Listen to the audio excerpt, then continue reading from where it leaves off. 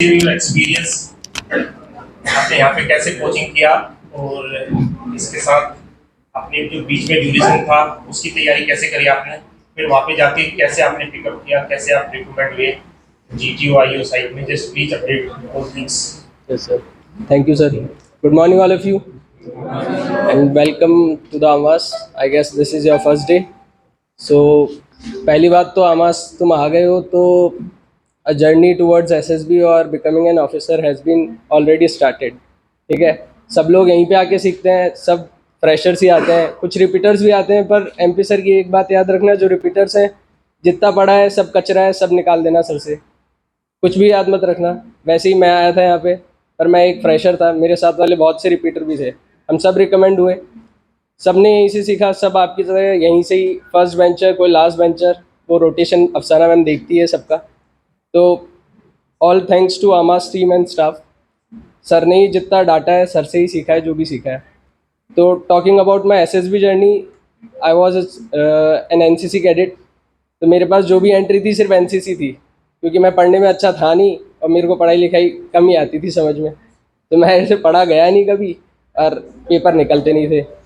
तो एक अपॉर्चुनिटी थी NCC एंट्री, तो मैंने वो ग्रैब करी, सीखा, सीनियर्स ने गाइड करा कि आमास जाओ, आमास से सीखो, आमास आ गए। यहाँ पे आने के बाद कुछ अपना दिमाग नहीं लगाया, किसी का कुछ नहीं सुना, ना दोस्तों का सुना ना किसी का सुना, जो सर ने बोला जो मैम ने बोला बस वो किया। पत्थर की लकीर जैसे मैम ने बोला घर पे जाके न्यूज़पेपर रीडिंग करनी है तो वो न्यूज़पेपर रीडिंग करी, सर ने बोला साइक की प्रैक्टिस करनी है तो प्रैक्टिस करी। अभी तो तुम लीजेंड से मिलोगे, दैट इज़ संदीप सर, वो यहाँ के सबसे बड़े लीजेंड है।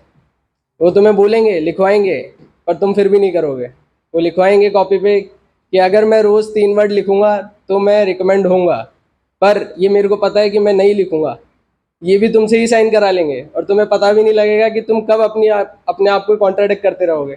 सर रोज़ पूछेंगे कि करा है, तुम बोलोगे नहीं करा है, फिर पढ़ोगे कि यार नहीं यार करना था पर नहीं कर पाया, फिर सर पूछेंगे कल करा है, नहीं करा है, ये साइकिल चलता जाएगा। At the end of the day sir बोलेंगे कि पहले पेज पे क्या लिखा था पढ़ो, फिर तुम पढ़ोगे शिट यार पूरे 15 दिन निकल गए, मैं तो कर ही नहीं पाया। तो सबने ऐसे ही सीखा है, हम भी वैसे ही थे। हमारे तो बैच सबसे नालायक बैच था, पर अब तक का सबसे मोस्ट सक्सेसफुल बैच वही रहा है।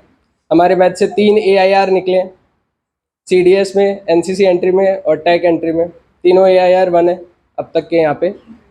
और रही बात SSB की, तो मेरी SSB अमास के बाद पहली थी इलाहाबाद, 14 SSB इलाहाबाद, जहाँ पे मैं कॉन्फ्रेंस आउट हुआ। वहाँ से मैंने सीखी चीज़ें कि कैसे एक फ्रेशर को रिपीटर के अंदर कन्वर्ट होने में, कैसे जो बोलते हैं ना कि रिपीटर्स को बहुत एक्सपीरियंस होता है, वो एक्सपीरियंस मैंने वहाँ से गेन किया। वहाँ पे मैंने देखा कि वहाँ से लोग बाग पढ़ के आ रहे हैं, रिपीटर्स के जैसे ही फ्रेशर में लड़ाई हो रही है। यहाँ पे कितने फ्रेशर हैं, तो ये नाम का फ्रेशर हो आप लोग, वहाँ पे सब सब सब धुरंधर आए हैं। वहाँ पे सब पढ़ के आते हैं, वहाँ पे तुम्हें कोई नहीं बोलने देगा। पर अगर तुमने अमास से सीख लिया, Aamas will give you the that environment कि वो प्रॉपर SSB ही है। ये तुम्हारी लास्ट दिन पे कॉन्फ्रेंस भी होगी, तुम्हें पता भी नहीं लगेगा तुम्हें कब इवेल्युएट किया जा रहा है और असेस किया जा रहा है। तुम्हारा चलना, खाना पीना, बोलना। और होमवर्क करके लाए हो आज सब? हाँ, तो नहीं करके लाए हो तो MP सर आते होंगे अभी, और तुम्हारी फिर डे 1 का शो चालू होने वाला है, फिर तुम हमेशा रोज़ रेगुलर होमवर्क अपडेट रखोगे। तो मैं भी वैसे ही था, मेरे को डेली डेली डेली डांट पड़ती थी, डेली। शायद मैं तो मेरे बैच का सबसे नालायक बंदा था, पर मैं रिकमेंड हुआ, सर की दया से हुआ, पढ़ा लिखा। रही बात SSB की, आता हूँ सेकंड जर्नी, 20 SSB भोपाल। कोई कॉन्फिडेंस बिल्कुल ऐसा था कि मेरे को जाना ही नहीं है, NCC एंट्री में छोड़ने वाला था कि एक हो जाता है कि हमने इतनी प्रैक्टिस कर ली, इतना पेपर दे लिया, इतना पढ़ लिया है, पर रिटर्न नहीं निकल रहा है, तो अब डायरेक्ट SSB जाके क्या करूँ। पर पेरेंट्स ने बोला कि चले जाओ, क्या मालूम हो ही जाए, तो चला गया। अब पहुंचा तो पहले दिन स्क्रीनिंग में देख रहा हूँ रिपीटर्स बैच में आ गया हूँ। 380 की पूरा बैच था, जिसके अंदर फ्रेशर सिर्फ 50, बाकी सारे रिपीटर्स। अब और डर लगने लगा कि स्क्रीनिंग में क्या होगा।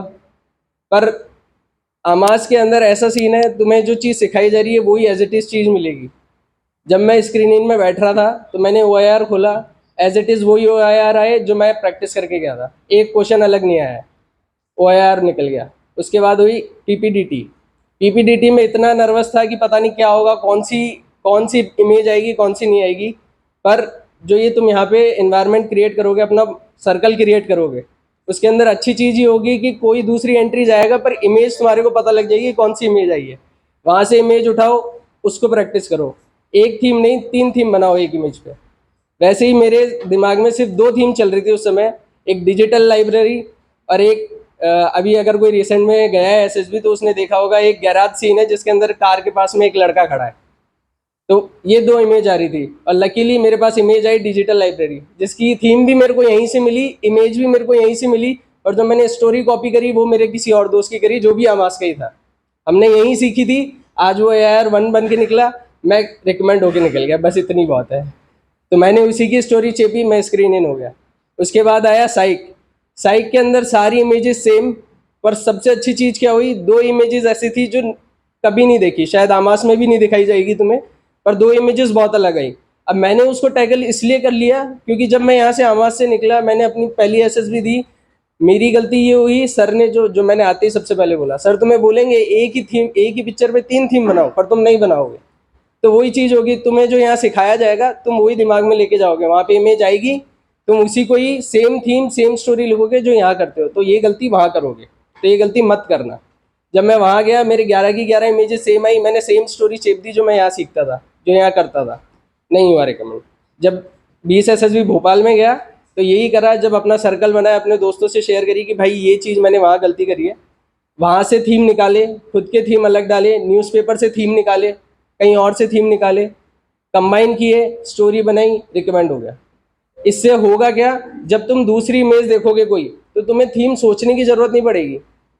अब मेरे को नहीं पता कि मैंने कब मियावाकी फॉरेस्ट पढ़ा होगा, तुम लोगों को पता होगा मियावाकी फॉरेस्ट क्या होता है, अगर कोई सीडीएस जर्नी का है यहाँ पे तो जानता होगा, और किसी भी जनरल नॉलेज का न्यूज़पेपर पढ़ा होगा तो जानता है वो।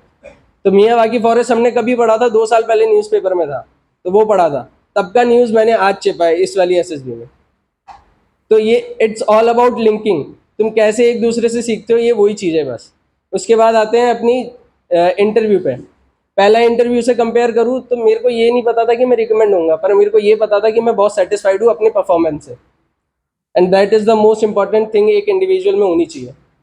तुम भले ही कितना नीचे गिरे हो, पर अभी कितना उठे हो ऊपर से पहले वाले से, that is the most important thing. अगर ये चीज़ आ जाएगी तो तुम अपने आप ही रिकमेंड हो, पता नहीं कब रिकमेंड होगे नहीं होगे, पर उस अटैम्प्ट के लिए तुम रिकमेंड हो। तो वही चीज़ मेरे में थी कि मैं बहुत सेटिस्फाइड था। मेरा प्रीवियस इंटरव्यू चला था 15 मिनट, सिर्फ 15 मिनट, और लास्ट इंटरव्यू मेरा चला 55 मिनट्स। तो बहुत अच्छा इंटरव्यू था मेरा, बहुत सारी चीज़ें पूछी related to personal life. The most important thing जो मेरे को हेल्प करी वो न्यूज़, बहुत ज़्यादा, क्योंकि मेरे से पहले 4 जो बैठे थे कैंडिडेट, उन सबको भी मैंने अपनी 2-2 न्यूज़ बताई थी जो मैं प्रिपेयर करके लेके गया था डिफेंस में। उन सब ने वही 2 न्यूज़ बोली। जब मैंने 2 न्यूज़ बोली तो बोलते हैं इनके अलावा बता। तो मैंने पूरी की पूरी 20 न्यूज़, गिनती से 20 न्यूज़ सुनी थी उसने मेरे से, वो सारी की सारी मैंने हेडलाइंस बोली है उसको, और उसने उस हेडलाइन की ब्रीफ मांगी मेरे से पाकिस्तान और बलूचिस्तान के बारे में। तो वो चीज़ भी मैंने बहुत अच्छे से और डीपली पढ़ के गया था मैं। तो जितनी भी चीज़ें अभी नेपाल की चल रही है वो पढ़ो, आसपास के कंट्रीज़ में क्या हो रहा है वो पढ़ो, तो it will boost your Jio politics plus your confidence. अगला कोई पूछेगा तो तुम बताओगे तो तुम्हारे अंदर भी कॉन्फिडेंस आएगा। और the most important thing is, जो सर बताते हैं और तुम्हारे बैट में भी आएगा, नॉलेज वर्ड। तो नॉलेज बूट्स कॉन्फिडेंस, ठीक है, ये सर संदीप सर बताएंगे। और जब तुम बैट लिखने बैठोगे तो कान के अंदर संदीप सर की आवाज़ गूंजेगी, ये क्या लिख रहा है तू। जब कान और आँख दोनों वाला इज़ नॉट क्वाइट गुड, और उसके अंदर मैं परफॉर्म भी नहीं कर पाया था, जस्ट बिकॉज जो हम सब फ्रेशर करते हैं, ये फ्रेशर के लिए बता रहा हूँ मैं, कि हमारे क्या होता है 9 टास्क होते हैं जीटीओ में, और हम पहले ही किसी टास्क के अंदर अटक जाते हैं, हमारी परफॉर्म अच्छी नहीं होती, तो उसका इम्पैक्ट हम लास्ट वाले बाकी सारों पर डाल देते हैं। उससे क्या होता है, हमारी ओवरऑल परफॉर्मेंस ज़ीरो हो जाती है। एक इंडिविजुअल पार्ट की जगह हम ओवरऑल परफॉर्म अपना ज़ीरो करवा लेते हैं। वही चीज़ मेरे साथ हुई थी। मेरा PGT3 अच्छा नहीं गया था, तो मेरा पूरा का पूरा परफॉर्मेंस मेरा उस पर इम्पैक्ट आ गया था, और मेरा पूरा ज़ीरो हो गया था जीटीओ, जो चीज़ मैंने लास्ट में नहीं करी। लास्ट भोपाल के अंदर भी मैं इतना, कई बार ओवर कॉन्फिडेंस भी हानिकारक हो जाता है। मैंने जीपी की इतनी प्रैक्टिस करी थी, इतनी प्रैक्टिस करी थी, मुझे लगा था मैं एक बार में स्टोरी सुनूंगा और मुझे सब पता लग जाएगा और मैं सब लिख दूंगा। तो यही हुआ मेरे साथ। मैंने ध्यान से सुनी नहीं स्टोरी, जो सर ने बोला पढ़ ली। 5 मिनट थे, मैंने कुछ नहीं पढ़ा स्टोरी के अंदर, मैं बस सर ने बोला ना, मैंने सुन लिया बस। मेरे को अपने पे इतना कॉन्फिडेंस हो गया था। लास्ट में ये हुआ कि मैंने लास्ट में बच्चों को कॉलेज से घर ही नहीं भेजा। टाइमिंग ही आधा घंटा ऊंचा नीचा कर दिया मैंने, 8:30 की जगह 9 बजे बजा दिया उनको। तो मेरा GPA वो और डिस्कशन चल रहा है, तब मेरे दिमाग में पॉइंट्स घूम रहे हैं कि यार मैंने गलती कर दी है। But that is the point कि वहीं पे तुम्हें अपने सबकॉन्शियस माइंड को बोलना है भैया गलती हो गई है, अभी ग्रुप डिस्कशन पे ध्यान दो। तो जितने भी यहाँ पे बैठे हैं, ये मोस्ट इंपॉर्टेंट थिंग है कि आपका एक पार्ट खराब हो गया है, लीव इट, हो चुका है वो खराब, आप उसको सही नहीं कर सकते, पर आने वाले समय और आने वाले इवेंट्स और जो भी टास्क हैं उन पे आप सही कर सकते हो। तो ये चीज़ मेरे साथ हुई थी। फिर बाकी GTO task was all good, plus जो इन्होंने बोला मेरे फ्रेंड ने, सारे के सारे task as it is same है जो यहाँ सीखोगे। मोस्ट इंपॉर्टेंट 5 रूल्स और वो 15 रूल्स 14 रूल्स, वो पढ़ लो, बताएंगे आगे, वो पढ़ लो। पढ़ाएंगे आप। इससे अलावा कुछ भी नहीं आएगा, कुछ भी नहीं आएगा, तुम पूरा अपना सब कुछ क्लियर कर लोगे GTO का। और रही बात कॉन्फ्रेंस, तो उसके अंदर मेरी SRT थी, इट वाज गुड। मेरे से इंटरव्यू में NCC के बारे में कुछ पूछा नहीं था, पर SRT में मेरे से NCC पूछी गई। मेरी SRT चली थी अप्रॉक्स 15 मिनट्स, उसमें पूरा ही NCC पूछ लिया, DG NCC, ग्रुप कमांडर, पता नहीं क्या क्या, बहुत कुछ पूछ लिया। SRT में भी ग्रुप के अंदर भी मेरे को 15 का ग्रुप दे दिया, कैंप सीनियर बना दिया RDC का, पता नहीं बहुत कुछ पूछा। तो prepare each and every aspect of your life, SSB is all about you. तुम अपने आप को अच्छे से जानते हो, इंट्रोस्पेक्ट करो। अगर तुम पहले